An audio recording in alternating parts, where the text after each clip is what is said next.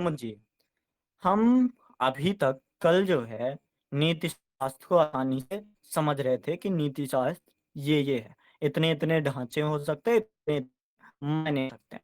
आज हमारा ये कहना है कि जब आप नीति शास्त्र को देख ही रहे हो, तो या तो हो सकता है आप सिद्धांत के आधार पर देखो, या तो हो सकता है आप मान्यताओं के आधार पर देखो। तो कुछ चीजें होती हैं, जैसे कि इंसान का बिलीफ बिलीफ समझते हो कि किसी में विश्वास रखना, मान्यताएं, धारणाएं। और बिलीफ वो अमूमन जुड़ जाता है धर्म से।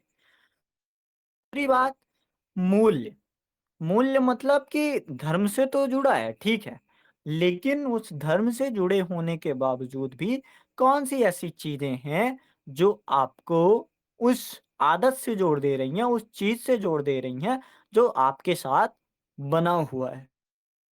हम ये चीजें समझते हैं, चाहे विश्वास हो, मान्यताएं, धारणाएं या मूल्य हो, तो वो हमें यही समझाता है कि जो चीज होगी, तो वो हमें नीति शास्त्र में, जैसे नीति शास्त्र क्या है, उचित अनुचित निर्णय लेना, या फिर कहें कि बेहतर से बेहतरीन विचारों के समूह का जो समुच्चय है, उस समुच्चय को अगर समझना है, तो उसके लिए अलग-अलग तरीके लगेंगे। मान लो कि आप कोई ड्रेस चुन रहे हो, ठीक है? कोई कपड़ा चुन रहे हो, अब उस कपड़ा में तो आप कई तरीके देखते हो। एक देखते हो कि कलर कैसा है, ठीक है? समझ गया। मान लो उस रंग के लिए आपकी धारणाएँ बनी हुई हैं कि आवाज़ आ रही है ना ठीक-ठाक? हाँ, आवाज़ आ रही है क्लियर सर। आप बताइए। हाँ, तो मान लो अगर आपको कपड़ा खरीदना है, तो कपड़े का पहले आप रंग देखते हो। तो और रंग के लिए आपकी धारणा बनी है, मेरे ऊपर सफ़ेद रंग या फिर काला रंग जैसा भी है, वो सही रहेगा। दूसरी चीज़, मूल्य। आप किस समाज में रह रहे हो? मान लो आप केरल में रह रहे हो, ठीक है? अब के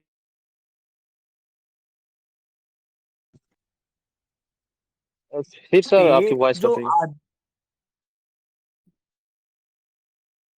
वहाँ पे हेलो? हाँ सर, बोलिए, बोलिए आप।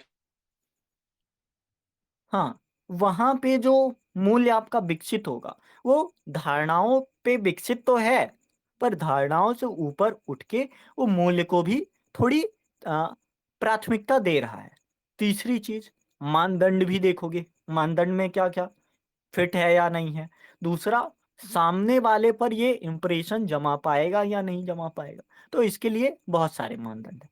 तो वैसा ही और कुछ चीज़ें होती हैं सिद्धांत, कि सैद्धांतिक आधार पर किया गया कि जो कलाई है, कलाई से 3 सेंटीमीटर, जैसे कोट पैंट अगर वैसे अगर थोड़ा फ़ॉर्मूला समझो, तो जो कोट पैंट बनता है ना, तो कलाई से 3 सेंटीमीटर जो कोट का क्या बोलते हैं उसको, हाथ होना चाहिए, हाथ को क्या बोलते हैं उसको, जो भी है, तो 3 सेंटीमीटर बड़ा होना चाहिए। तो ये होते हैं सिद्धांत, केंद्र सिद्धांतों पर। वैसे ही कपड़ा चुनने को थोड़ा आप नीति शास्त्र को ये नीति शास्त्र को समझो। इसमें आपके सामने धारणाएँ हैं, मान्यताएँ हैं। मान्यताएँ हो सकता है कि अगर आप नास्तिक हो, तो आपकी जो धारणाएँ हैं, वो अलग चीज़ पे चले। जैसे कि आप पूजा तो करते हो, पर आप पूजा प्रकृति की पूजा करते हो। तो जब प्रकृति की पूजा करोगे, तो आपके लिए वो सारी चीज़ें मैटर करेंगी, जिन चीज़ों को आप देखते हो। कुछ ऐसे भी समुदाय हैं, जो रावण की पूजा करते हैं, तो वहाँ पे उनके लिए कौन-सी धारणाएँ होंगी?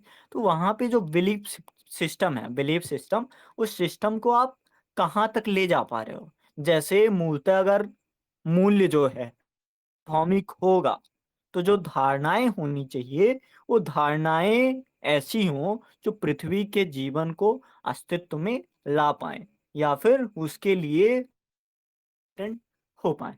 तो इतना हम समझ रहे हैं धारणाओं में। आगे हम बात करते हैं, इसको तोड़ते हैं अभी। अभी हम जस्ट गो थ्रू होना चाह रहे हैं। दूसरी चीज़, मूल्य क्या है या फिर वैल्यू कैसे है? तो मूल्य अच्छे या बुरे हो सकते हैं। मान लो ऐसा समाज है कि दिन में 10 बजे हेलीकॉप्टर से 15 वो फेंके जा रहे हैं, खाने के डिब्बे फेंके जा रहे हैं, ठीक है? खाना वहाँ पे है नहीं। अब खाना वहाँ पे है नहीं, तो जो जीतेगा, जैसे डार्विन का कहना है सर्वाइवल फॉर द फिटेस्ट। तो जब सर्वाइवल फॉर द फिटेस्ट है, तो वहाँ पे कुछ चीज़ें जो बुरी हैं, वो भी आदतों में बन जाएँगी। चाहे मतलब बुरी का मतलब मैं ये नहीं कह रहा कि कोई अच्छा-बुरा है। अगर हम निहिलिज़्म में जाएँ, तो कुछ अच्छा-बुरा होता ही नहीं, पर उसको हम छोड़ते हैं क्योंकि हमारे सिलेबस में वो है ही नहीं। तो जब कुछ मानक बुरे आते हैं या फिर कुछ मूल्य बुरे आते हैं, तो उनको भी हम देखते हैं कि कैसे वो समाज के लिए या फिर कैसे वो नीति शास्त्र को निर्धारित करने में फिट हो रहे हैं या फिर नहीं फिट हो रहे हैं। दूसरा, मूल्य अच्छे भी आएँगे। जैसे आप समझो कि मान लो आप धर्म को पढ़ते हो, कौन-सा? मानो हिंदू धर्म में हो, ठीक है? अब रामायण या तो आप पढ़े रामचरितमानस या तो रामचरितमानस आप देखे और उसमें एक लाइन लिखा है, मान लो अपने बड़ों का सम्मान करना चाहिए, ठीक है? अब वो चीज़ आपने सीखी, अब उस चीज़ का आप पालन कर रहे हो। तो ये उस हिसाब से अच्छा मूल्य माना जाएगा। लेकिन मान लो आप जापान की संस्कृति में हो और जापान की संस्कृति में जापान नहीं, मान लो कि ऐसा देश जहाँ पे बुजुर्गों के लिए थोड़ी अच्छी सुविधाएँ नहीं हैं, ठीक है? तो जब अच्छी सुविधाएँ नहीं हैं, तो वहाँ पे जो आपके मानक होंगे कि स्वहित को देखना, वो ज़्यादा उपयोगितावाद है। मतलब कि बुजुर्ग भले जीवित ना रहें, लेकिन जो कार्य करने वाले लोग हैं, मतलब युवा वर्ग है, उनका खाना-पाना या फिर उनकी चीज़ें ज़्यादा आवश्यक है। तो अब यहाँ पे जो आपका सम्मान होगा, बुजुर्गों के प्रति या फिर बड़ों के प्रति, तो वो सम्मान भले बना रहे, पर जो वो क्रियाएँ होंगी, वो क्रियाएँ शायद क्षीण हो सकती हैं। तो मूल्यों में आप ज़रा-सी ये समझ सकते हो, इसको भी हम ते आगे धीरे-धीरे कि क्या होगा, क्या नहीं होगा। तीसरा हमने बात की मानदंड की। अब मानदंड आप बता सकते हो आप कोई मानदंड कैसे?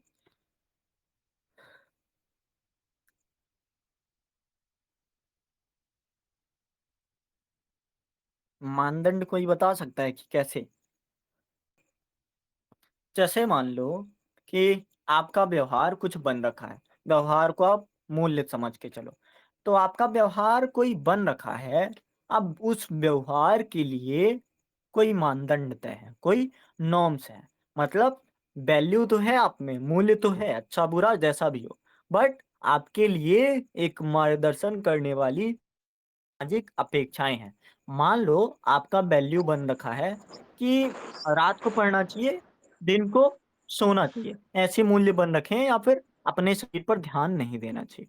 तो अब कौन से मानदंड हैं जो उस इंसान का मार्गदर्शन करेंगे कि हाँ, आप इस सामाजिक प्रक्रिया पर या फिर इन अपेक्षाओं पर अगर खरे नहीं उतरते हो, तो आप मानदंडों की कसौटी में उतने बेहतर, उतने सटीक हो नहीं। तो इसे हम औपचारिक दिशा निर्देश समझ सकते हैं कि आप जैसे सम्मान हो, ईमानदारी हो या फिर और भी चीज़ें हैं, तो ये चीज़ें चलेंगी कैसे? किस हद तक वो तय की जाएँगी या फिर परखी जाएँगी? हो सकता है थोड़ी बातें अभी नहीं हो पा रही हैं, तो आपको समझ ना आ रहा हो, फिर भी आप थोड़ा-सा कनेक्ट करने की कोशिश करना। मूल्य तो अच्छे होंगे, सभी के लिए ना सही, पर व्यक्तिगत स्तर पर तो ही तो हो ही सकता है। जैसे भारत जिस व्यक्ति को आतंकवादी कहता है, वही पाकिस्तान उन्हें शहीद करता है। देखो, ठीक कह रहे हो। अब जब ये बात आती है, तो ये हम चले जाते हैं उत्तर आधुनिकता में या फिर ये हम चले गए कि व्यक्तिवाद में चले गए। और अगर आपसे ही पूछा जाए कि व्यक्तिवाद ज़्यादा बेहतर, उपयोगितावाद, तो जो नीति शास्त्र बताता है ना, तो नीति शास्त्र उपयोगितावाद की बात करता है और उपयोगितावाद में ये चीज़ होती है कि आप बेहतर हो या ना हो, समाज का उत्थान होना चाहिए। जैसे किन्हीं अर्थों में अगर आपकी कुर्बानी समाज के लिए बेहतर, जैसे 3 चीज़ें होती हैं। एक हुआ ईमानदारी, एक हुआ सत्यनिष्ठा और एक हुआ प्रोबिटी। प्रोबिटी सबसे ऊपर की चीज़ है, जहाँ पे आप उपयोगितावाद को देखते हो। जहाँ पे आप अगर आपको अपने आप को भी कुर्बान करना हो, तो आप नैतिक मानकों, कानूनों, संवैधानिक ढांचों या फिर नैतिकता नीतिशास्त्र के आधार पर अपने आप को भी उस चीज से छोटा रखोगे। नीतिशास्त्र के दायरे में होती है कि स्वलाभ की जगह बहुत ज्यादा लोगों का लाभ या फिर उपयोगितावाद, कि किसका कितना लाभ हुआ। जैसे आपने ही बताया ना, परिणाम सापेक्षवाद, तो इस परिणाम सापेक्षवाद में एक कसौटी या फिर एक तरीका ये भी बन जाएगा कि परिणाम किस हद तक लाभकारी हुआ। एक के लिए जैसे गलत तो ये भी है, मान लो एक ट्रेन गुजर रही है, अगर दूसरे रास्ते से मोड़ दिया जाए तो 3 लोग मरेंगे, लेकिन अगर उसी रास्ते में चलने दिया जाए तो 1000 लोग मरेंगे। आप गलत तो दोनों चीज है कि आपका ब्रेक फेल है या फिर आपकी गलती है, लेकिन कोई निर्णय तो लेना पड़ेगा। और उसमें आप जो निर्णय लोगे तो मूलतः उपयोगितावाद निर्णय होता है, स्वहित से। जैसे अगर देखो कि यूपीएससी इथिक्स में सबसे सरल सवाल पूछता है, जब अंतर्द्वंद बनता है, अंतर्द्वंद कहाँ पे, खुद में, मतलब क्या बोलते हैं उसके लिए, कोई टर्मिनोलॉजी है, सार्वजनिक हित और व्यक्तिगत हित। जब सार्वजनिक हित और व्यक्तिगत हित में या फिर क्या बोलते हो, कंट्राडिक्शन बनता है, तो हमें किस तरह के अंतःप्रज्ञा या फिर किस तरह के तरीकों का उपयोग करना चाहिए। तो ये चीज भी आपके लिए मतलब सोचने वाली है कि सही बात है। अगर जो सामने वाला है, और आप सही कह रहे हो, एक होता है निहिलिज्म।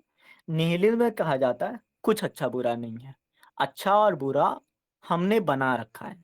हमने ही मान्यताएं बनाई, हमने ही मूल्य निर्धारित किए, हमने ही मानदंड बनाए, हमने ही सिद्धांत बनाए, और हम ही उसी नैतिकता पर, उसी नीति शास्त्र पर समाज को चलाने का प्रयास कर रहे हैं। तो समाज आप चला क्यों रहे हो? समाज को चलाना क्या जरूरी है? जैसे ओशो कहते हैं कि कुछ लोग सोच लेते हैं समाज सुधारक हैं। तुम भला कैसे हुए समाज सुधारक? समाज ने तुमसे कहा कि समाज सुधार दो, तो ऐसी बातें हो सकती हैं। खारिज करना या फिर उसको प्रूव करना, बहुत सारे वेरियस एरियाज हैं। इन एरियाज की बात करना उतना हमें जरूरी नहीं लगता, क्योंकि यूपीएससी ऐसे पूछता नहीं। पूछता है तो थोड़ा आप समझा ही सकते हो कि हाँ, बहुत सारे तरीके हैं जो हमें बताते हैं कि ये कर लो, ये चीजें समझ लो, तो इन चीजों पर आप आगे बढ़ सकते हो। खैर, अब हम अगली चीज जो समझेंगे, सिद्धांत समझेंगे। तो सिद्धांत के लिए एक सबसे बड़ी लाइन आती है कि अगर जो सिद्धांत हैं केवल आपके हैं, तो वो सिद्धांत है ही नहीं। तो मतलब क्या, कि जो नीति शास्त्र अगर सिद्धांतों पर चले, तो किसी समुदाय के सिद्धांत पर चले। मतलब बहुत लोग जब, जैसे मान लो पहाड़ी इलाका है, और पहाड़ी इलाका में ये सिद्धांत चल रहा है कि कम से कम पानी खर्च करो और अपना जीवन यापन करो, तो वो सिद्धांत उस तरीके से चल रहा है, तो वो चलेगा ही। या फिर संस्कृतियों पर, कि कोई मान लो छोटी बात, बहुत छोटी बात, मान लो किसी के यहाँ मान लो बिहार में जो छठ पूजा है, तो उस छठ पूजा को बहुत वेरियस टाइप से, या फिर कि जितनी सारी रीतियां परंपराएं, जितने तरीके हो सकते हैं वैसे मनाया जाता है। लेकिन हरियाणा के किसी क्षेत्र में, मान लो बिहार का कोई इंसान गया, जैसे प्रवास होता ही रहता है, तो मान लो कोई इंसान गया है, तो क्या वो सारे तरीके अपना लेगा? जैसे छठ पूजा का सबसे बड़ा जो उद्देश्य होता है कि जो इंसान जहां भी है, छठ के समय अपने गांव, अपने घर आ जाए। तो जब सबसे बड़ा उद्देश्य, सबसे बड़ा प्रयोजन ही नहीं कर पा रहा है, तो क्या उसको हम ऐसा मान ले कि ये संस्कृति का पालन नहीं कर रहा है? नहीं, वो सिद्धांत के आधार पर हो जाएगा, और सिद्धांत बहुत सारे मानदंडों पर तैरता है। तो ये चीजें हम देख पाते हैं कि हाँ, समझ रहे हो मेरी बात, या फिर ऊपर से जा रहा है? खैर, आज आज ज्यादा कुछ अच्छा नहीं होगा, कल निशान जी रहेंगे, तो थोड़ा बातें करके अरे, कर तो ज्यादा सही रहेगा। समझ आ रहा है सर, आ रहा है। ठीक है, अब हम थोड़ा नैतिकता को भी देख लेते हैं। देखो, सारी जो चीजें हम बात कर रहे हैं अभी, वो बातें प्रश्न के आधार पर भी चल रही हैं। इनको आप सिर्फ खारिज मत कर देना कि ये बातें शून्य सी हैं। इनको आप थोड़े प्रश्न सोचते रहना। अगर आपके पास प्रश्न आ रहा है तो भेजिए यहाँ पे, थोड़ा प्रश्न पर ही बात कर लेते हैं। अगर रिलेट कर पा रहा है तो। अब अगली चीज, नैतिकता या फिर मोरल, दो चीजें हैं, नैतिकता और नीति शास्त्र। अब नैतिकता को हम कैसे देखें, नीति शास्त्र को कैसे देखें? हालांकि इसका अंतर पूछना नहीं चाहिए किसी को। जैसे मान लो कि अगर मैं पूछूं फर्स्ट एड बॉक्स है, ठीक है। अब फर्स्ट एड बॉक्स और डिस्प्रिन की गोली, दोनों में अंतर पूछूं, अंतर पूछना ही नहीं चाहिए। जो नीति शास्त्र है, एक डिब्बा है मान लो, या फिर एक किताब है, और किताब के अंदर जो लिखी गई बातें हैं वो नैतिकता है या फिर नैतिकता। आप उनको जैसे मानो, नैतिकता क्या सही है, क्या गलत है, क्या स्वीकार है, क्या स्वीकार नहीं है, इसके संबंध में व्यक्ति या समूह का विश्वास है। अब नैतिकता किसके दायरे में आ गया? व्यक्ति के भी, जैसे इन्होंने अभी बताया ना, नैतिकता है व्यक्ति के दायरे में भी आ गया, क्या सही क्या गलत। और अगर देखना चाहो तो नैतिकता समूह के दायरे में होता है। तो मूलतः जब बोला जाए संवैधानिक नैतिकता, तो संवैधानिक नैतिकता में ये समूह का भी विश्वास होता है। पर वहीं पे अगर नीति शास्त्र की बात करें, तो यहाँ पे टर्मिनोलॉजी समझना, थोड़े कीवर्ड समझना। नीतिशास्त्र वस्तुतः सिद्धांतों, दुविधाओं की जांच, अन्वेषण, विश्लेषण, अनुप्रयोग का वर्णन करती है। मतलब कि मान लो एक रेतीला इलाका है। अब रेतीला इलाका है तो उनमें कम से कम ये तो अनुभव किया होगा कि ये रेत की हवा जब चलती है तो उससे ज्यादा हानि होती है। तो जब बहुत ज्यादा हानि होती है तो क्यों ना हम अपनी संस्कृति में ही ऐसा ला लें कि कोई ऐसा वेशभूषा पहनावा कि जहाँ पे अगर तय नहीं है कि दुकान चल सकती है, तो हमारा पहनावा ये सब बन जाए कि हम वो चीजें अपने साथ ही रख लें, तो बढ़ने में दिक्कत भी नहीं होगी। तो हाँ, समझ आता है कि ठीक है। नैतिकता, अन्वेषण, अन्वेषण को आप और हिंदी बोलो खोज कह सकते हो। जब तक आप तरीके नहीं खोजोगे, जब जैसे मान लो कि चाणक्य का जो कौटिल्य का जो अर्थशास्त्र है, अब उस अर्थशास्त्र में पहले उन्होंने देखा राज्य की क्या क्या समस्याएं हैं, उन्होंने देखा राजनीति की क्या क्या समस्याएं हैं, उन्होंने उसको खोजा। और जब वो उस चीज को खोजते हैं तो जितने भी विशेष प्रकार से सिद्धांत बनाए जा सकते हैं, तो उन्होंने प्रयास की अपने स्तर पर। चीज होती है कि आप इथिक्स को और मोरालिटी को, दोनों को किस तरह से समझते हो और कैसे अंतर बताते हो। और आप जैसे अक्सर मैंने कॉपियों में देखा है, हालांकि टॉपर ऐसा नहीं करते, पर मूलतः कॉपियों में मैंने देखा है लोग लिखते हैं कि मूलतः नैतिकता और नीति शास्त्र में ज्यादा अंतर तो नहीं है। तो ये क्या बात हुई? फिर तो हम दूसरे सीढ़ी पे उतर आए ना, हम तो नीचे चले गए थोड़ा। हम अभी देख रहे हैं कि वो अंतर का जिक्र होना नहीं चाहिए, पर की लैंग्वेज उतनी सटीक नहीं होती तो उतना फर्क पड़ जाता है कि हाँ, बातें होती हैं। नैतिकता, आप थोड़ा हम और इसकी गहराई पे उतरते हैं, थोड़े वगैरह जो सवाल होंगे तो पूछते रहना सवाल। नैतिकता में सही आचरण क्या है, वही दूसरी ओर से व्यक्तिगत दिक्सूचक, व्यक्तिगत चयन भी है। आप जब बात करते हो अंतःप्रज्ञा की, जो अंतःकरण से बात आती है, कंसाइंस की या अंतरात्मा की आवाज, तो अंतरात्मा की आवाज और जो बाहर कानून चल रहा है उसकी आवाज।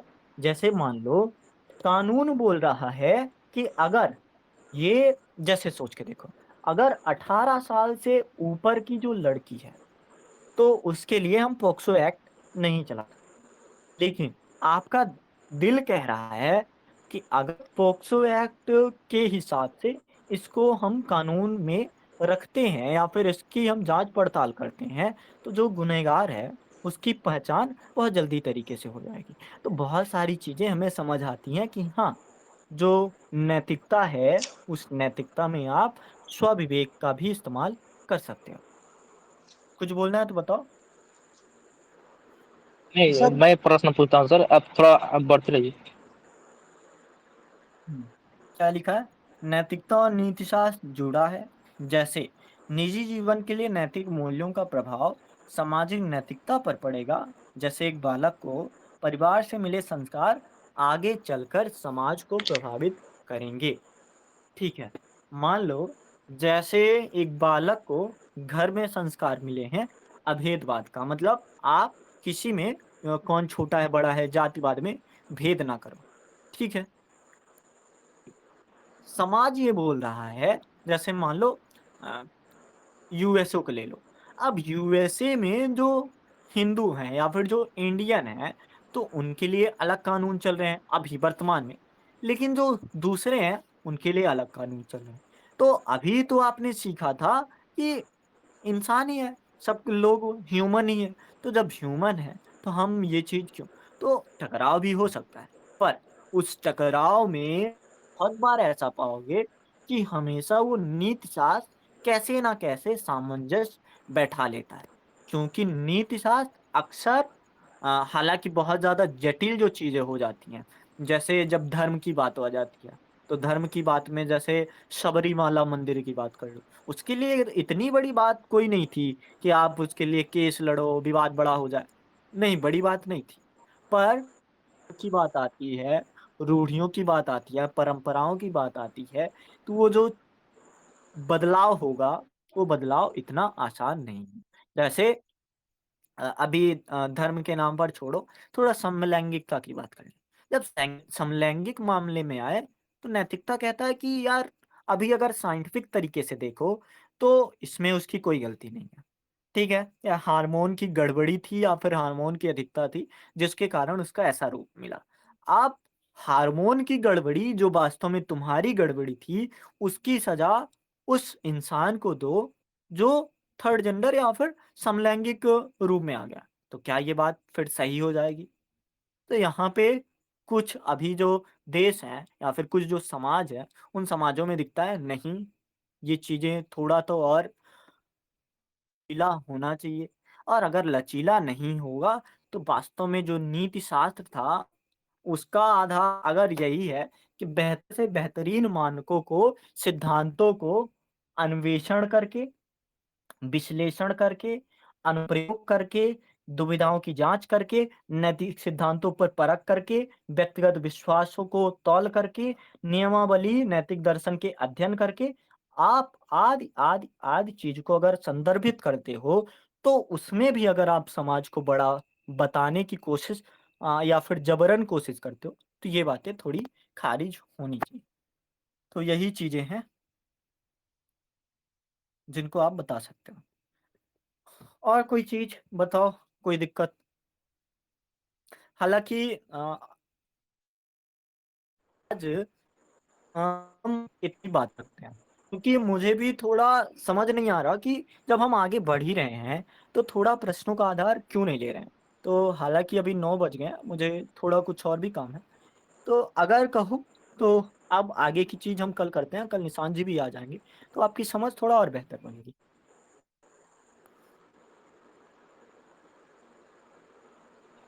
बताइए। क्या सर? तो आपको काम है सर? तो इसको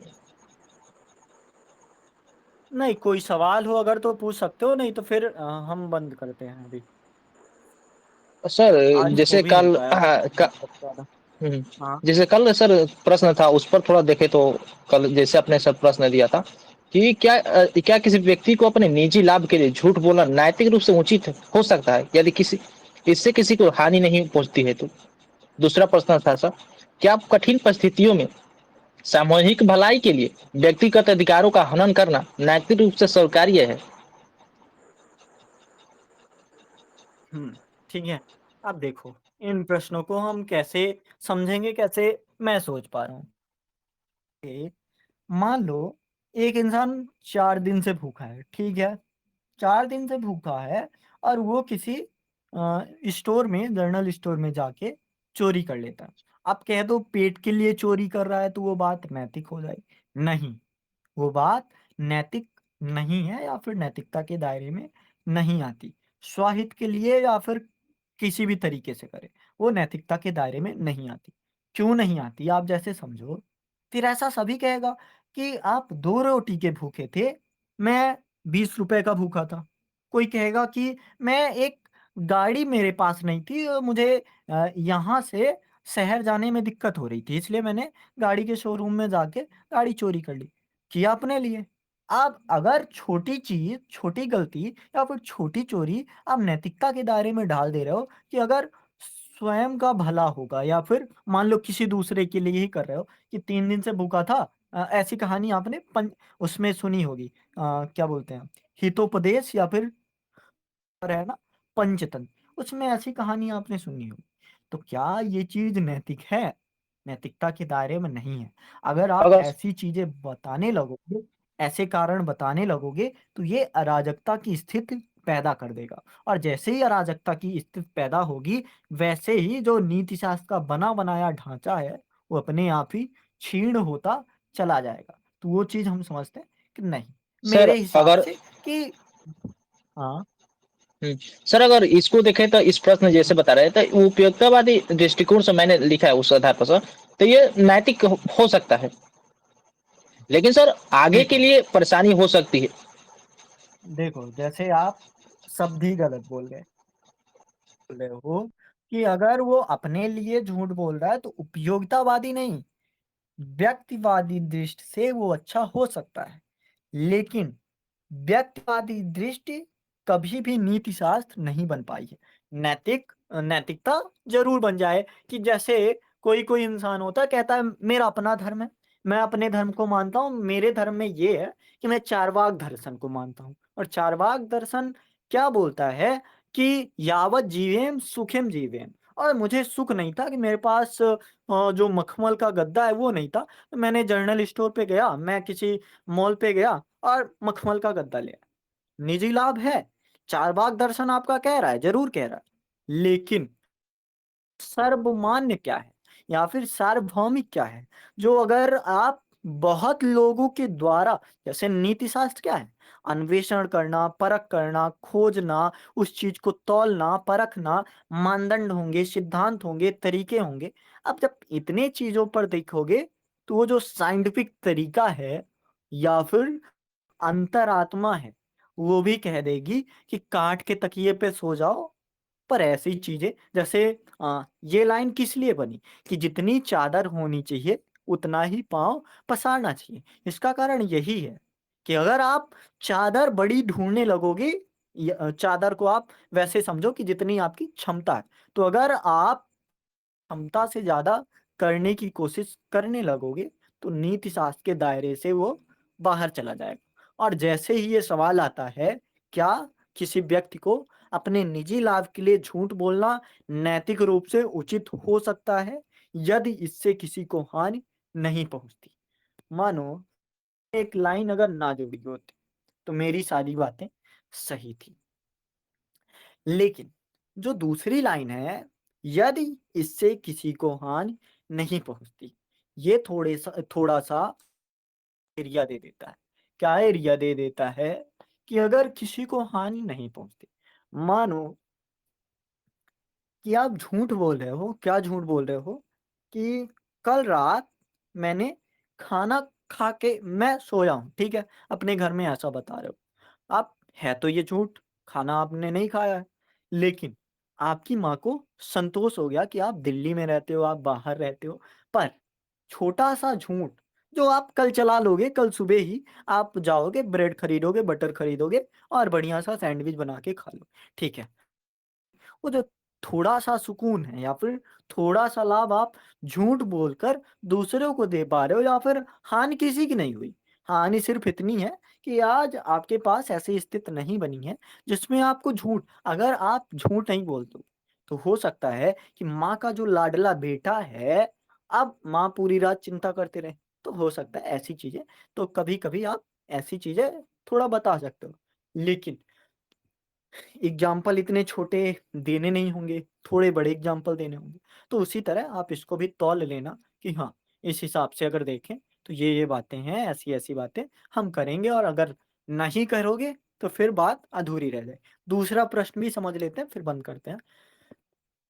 दूसरा प्रश्न है, क्या कठिन परिस्थितियों में सामूहिक भलाई मतलब उपयोगितावाद, क्या सामूहिक भलाई के लिए व्यक्तिगत अधिकारों का हनन करना नैतिक रूप से स्वीकार्य है?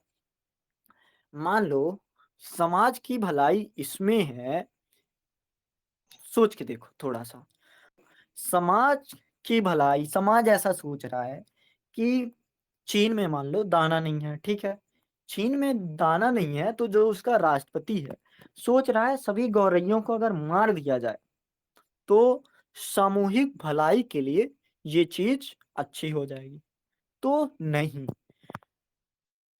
आप सामूहिक भलाई के लिए मानव अधिकार, और मानव अधिकार क्या है?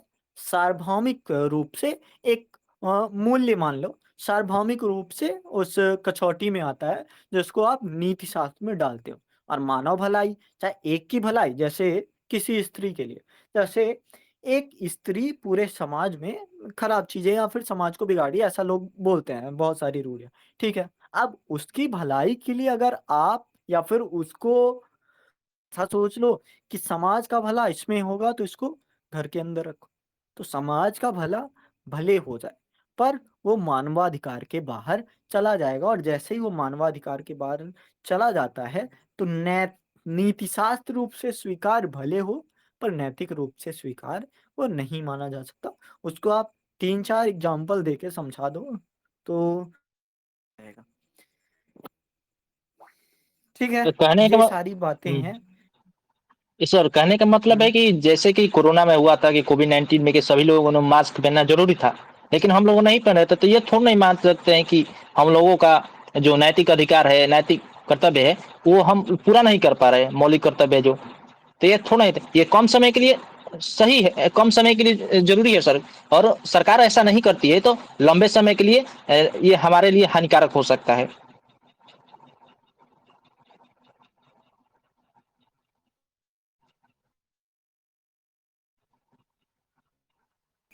हाँ, ठीक है। तो तो ये सर सारी इसमें बातें गलती है थी। क्या? आप नहीं, ठीक है, सही कह रहे हो। थोड़ा इसको आप सोचना, एक बार फिर सोचना जो आप कह रहे हो, कोविड-19 तो क्या वो एरिया से हटा नहीं? क्या वो जो चीज़ें हैं, तो क्या ऐसी स्थिति जहाँ पे मानव की क्या भलाई? ये भी तो मानव के विरोध में ही हो गया। तो आप ऐसे जैसे कल ही मैंने शायद आज मैं कविता जब पढ़ रहा था, कविता क्या है, तो उसमें एक बात मैंने पढ़ी।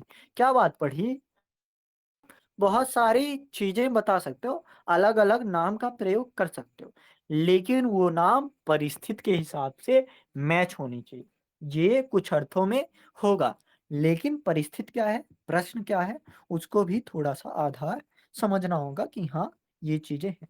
तो उस हिसाब से अगर कहें तो कोविड-19 में वो मानव के लिए भी बेहतर था, समाज के लिए भी बेहतर था। अब अगर मानव उसे अपने हित के विरोध में मान रहा है कि जैसे उसको बाहर नहीं जाने दिया, तो बोल दें कि मुझे वैचारिक स्वतंत्रता की, भ्रमण करने की स्वतंत्रता है, मूल अधिकार छीना जा, तो वो चीज़ें फिर अलग दायरे में आ जाती हैं। तो उनको आप सोचना। ठीक है, अब कल हम बातें करते हैं थोड़ा और, कल निशान जी आ जाएँगे, तो गहरे से बातें होंगी। ठीक है, आज के लिए बस